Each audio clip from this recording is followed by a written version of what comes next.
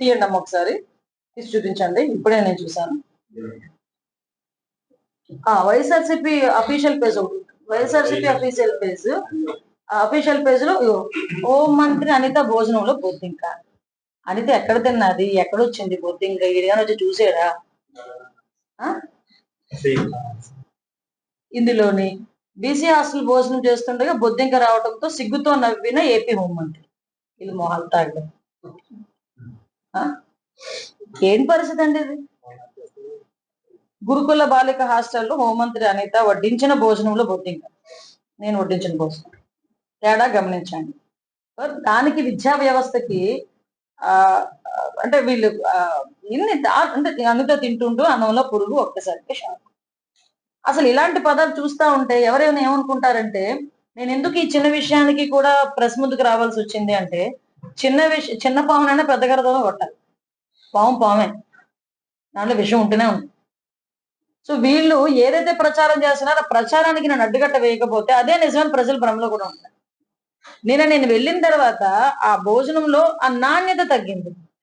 నాణ్యత తగ్గినప్పుడు ఏదో సంథింగ్ హెయిర్ చిన్నది అందులో కనిపించింది. ఆ హెయిర్ తీసి ఇలా జస్ట్ పాడేశాను. దానికి వీళ్ళు రకరకాలైన విన్యాసాలు చేసుకొని రకరకాలైన మాటలు మాట్లాడుకుని అల్లేసి కథలు అల్లేసి ఆ ప్రజల్ని కొంచెం ఇబ్బంది పెట్టే విధంగా మమ్మల్ని ఏదో టార్గెట్ చేస్తున్నామని వాళ్ళు అనుకోండి. ఈ రోజు మాకు బాధ్యత ఉంది. నేను ఛాలెంజ్ చేసి అడుగుతున్నాను, ఏ బీసీ హాస్టల్కైనా లాస్ట్ 5 సంవత్సరాల్లో లోకల్ ఎమ్మెల్యేలు కానీ లోకల్ మినిస్టర్లు కానీ ఒక్కరోజు వెళ్ళి వాళ్ళు ఏం తింటున్నారు, వాళ్ళు ఎలా ఉన్నారు, వాళ్ళకి సదుపాయాలు ఉన్నాయని ఒక్కడు చూసుకున్నాడా అండి? ఈ ఒక్క సంవత్సరంలో మేము మిడ్ డే మీల్స్ చెక్ చేసుకుంటున్నాము, హాస్టల్స్ ఎలా ఉన్నాయో చెక్ చేసుకుంటున్నాము, హాస్పిటల్స్ పరిస్థితి ఎలా ఉందో మేమే చెక్ చేసుకుంటున్నాము. మొన్న గౌరవ ముఖ్యమంత్రి గారు మాకు ఒక మాట చెప్పారు, మనం అధికారంలో ఉన్నా కూడా ప్రతిపక్ష పాత్ర కూడా మనమే పోషించి పనిచేస్తేనే రేపొద్దున ప్రజలకు దగ్గరగా ఉండగలము. అదే పని మేము ఈరోజు చేస్తున్నాం. దానికి నీకు ఏదన్నా చిత్తశుద్ధి ఉంటే మాకు సహకరించు, అంతే తప్పి సోషల్ మీడియా చేతిలో ఉంది కదా అని ఇష్టానుసారంగా చేయటం కాదు. ఎన్ని ఫేక్ న్యూస్లు అండి. నిన్న మొన్న చూస్తే శ్రీశైలంలోని లడ్డూలో ఏదో బొద్దింక వచ్చిందని, బొద్దింక కాన్సెప్ట్ ఏంటో నాకు అర్థం కాదు.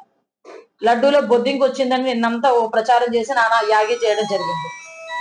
ఒక దగ్గరేమో గోవులు చనిపోతున్నాయని, ఎక్కడా లేనిది గోవులు చనిపోతున్నాయని నాగన్నా యాగి చేయడం జరిగింది.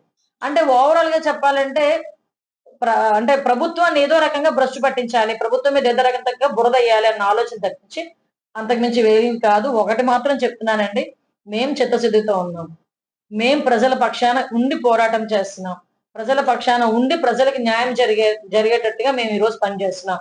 ఎన్డీఏ కూటమి సభ్యులందరం కూడా గౌరవ ముఖ్యమంత్రి చంద్రబాబు నాయుడు గారు కానీ, గౌరవ ఉప ముఖ్యమంత్రి పవన్ కళ్యాణ్ గారు కానీ, అదేవిధంగా విద్యాశాఖ మంత్రి నారా లోకేష్ గారు కానీ, మేము మంత్రులం కానీ ఎమ్మెల్యేలు కానీ అందరం కూడా, ఎమ్మెల్సీలు చైర్మన్లు అందరూ కూడా ఈ రోజు ఒక చిత్తశుద్ధితో పనిచేస్తున్నాం. రేపటి నుంచి తొలి అడుగు కార్యక్రమం కూడా రేపటి నుంచి ప్రారంభం అవుతుంది.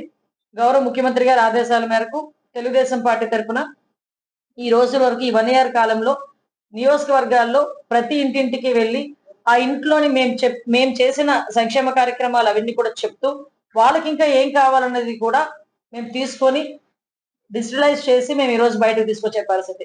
నిజంగా ఈ కార్యక్రమం చేయడానికి ఏ పార్టీకైనా దమ్ముండాలి. మాకు 1 సంవత్సరం పూర్తి అయింది, మీకు ఇది చేసాము, మేము ఇంకా ఏం చేయాలి అని ప్రజల దగ్గరికే వెళ్ళి వాళ్ళ తాలూకు విన్నపాలు కూడా డైరెక్ట్ గా మేమే తీసుకొని అదంతా కూడా మేమంతా కూడా డిజిటలైజ్ చేసి వాళ్ళకి ఏ రకంగా ఉపయోగపడాలన్నదానికి ఒక ప్రణాళిక సిద్ధం చేసుకొని మేము ముందుకెళ్లే బాధ్యత మేము తీసుకుంటున్నాం.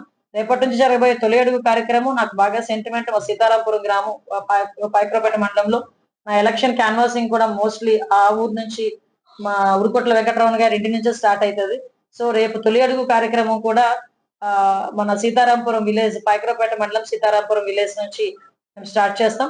ప్రతిరోజు ప్రతి బూత్ లోని కూడా ఈ తొలి అడుగు కార్యక్రమం జరుగుతుంది.